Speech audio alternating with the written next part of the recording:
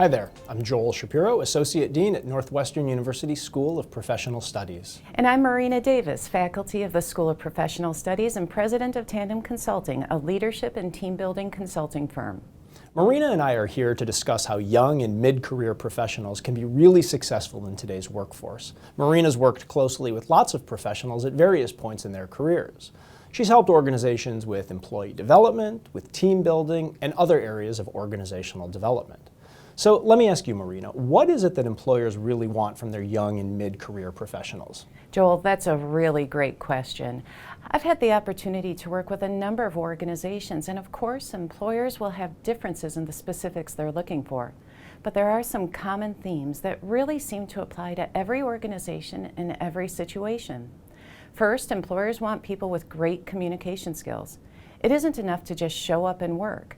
It isn't even enough to have great ideas and do good work. Why? Because you're always working with others. And working with others, of course, requires communication. So for example, you may have great ideas, but if you can't communicate them, what good are they? Second, employers want people with strong critical thinking skills.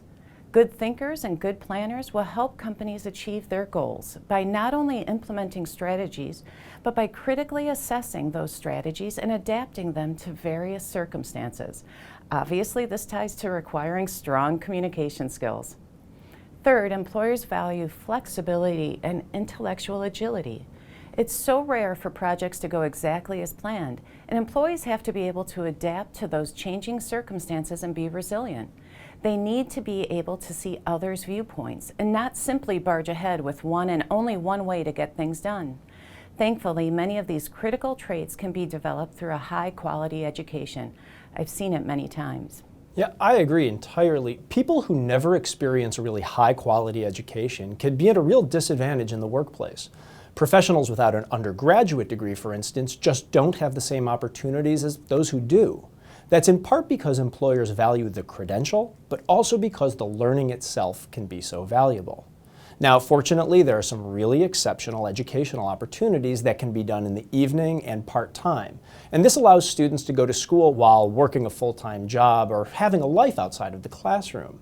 Often these are undergraduate degree completion programs, and they serve students who have some work experience and have taken some undergraduate courses, maybe at a four-year institution or at a community college. These programs recognize that a student's ability is not always defined by an SAT score or some other college prep test that they may have taken in high school, or necessarily even by their grades from high school, because these things often take place before an individual has reached a level of maturity that allows him or her to succeed in an academic setting. Rather, these programs look for dedicated and high-potential students who are ready to engage their brains and apply themselves in a way that they just might not have been able to when they were, say, 18 years old. There are a lot of these programs out there, and it's really critical that prospective students carefully consider the quality of the education they'll receive. It isn't enough to just be in school. It's important to be in a really good school. That's exactly right. Now, there are a lot of programs out there that just aren't that good, and they won't be all that valuable in helping students in the workplace. And unfortunately, some of the lower quality programs are actually pretty expensive. So we can't assume that more expensive programs are necessarily better. Okay, Joel. So then what should students be looking for? Yeah, one of the most important things is whether the school is accredited. Now, there's regional and national accreditation. Regional accreditation typically indicates greater academic quality than national accreditation. And accreditation is just one factor that can help you assess the quality of the school. But it's really important, in part because most schools will only accept transfer credits from an accredited institution. Now, second, consider the reputation of the university or college. Ask professionals in your field of interest and people you respect about the institution. Is it well known? How long has it been around? And have people in your field of interest gone to that school and then been successful? Third, what credential will you receive? Is it a bachelor's degree like we offer here at Northwestern? Is it an associate's degree? A certificate? Again, talk with professionals in the field you're interested in, and talk to smart people you respect if you have questions about the credential you'd be getting. It's really important to make sure that whatever credential you get is of maximum value to employers. Don't fall into the trap of just collecting a lot of credentials because they might be available to you. Fourth, does the school have resources dedicated to helping adult students? Good adult education programs will understand the challenges adult students face, and they will help them be successful in school in spite of those challenges. Fortunately, there are some really outstanding undergraduate degree completion programs that can be done part-time and in the evening that are surprisingly affordable, and they're really accessible to adult learners. Our program here at Northwestern University is a great example of that. That's right. We offer bachelor degree programs for adults who have some undergraduate coursework.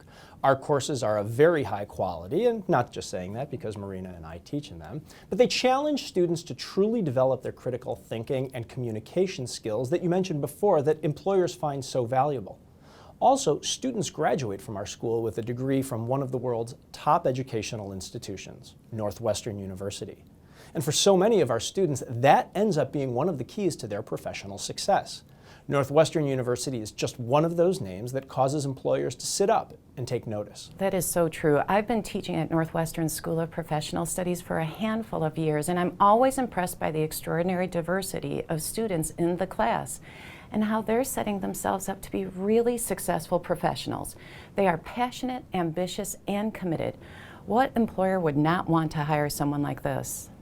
Marina, I'll conclude here by pointing out that students at Northwestern and at other great adult education programs get exceptional opportunities to learn from top-notch faculty, and they really build a strong sense of community with other adult learners in the classroom, and they learn how to see the world in new ways through different perspectives. The workforce is full of successful people who didn't go to a four-year full-time college right after high school. That's why programs like ours exist and why we're so proud of what we do here at Northwestern University in our School of Professional Studies.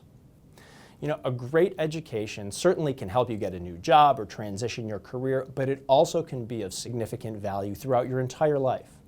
When you choose to be an adult student in a really good school, you are making an explicit choice to invest in yourself. That's why this is so important, and that's why Marina and I are so excited about what we do here at Northwestern University.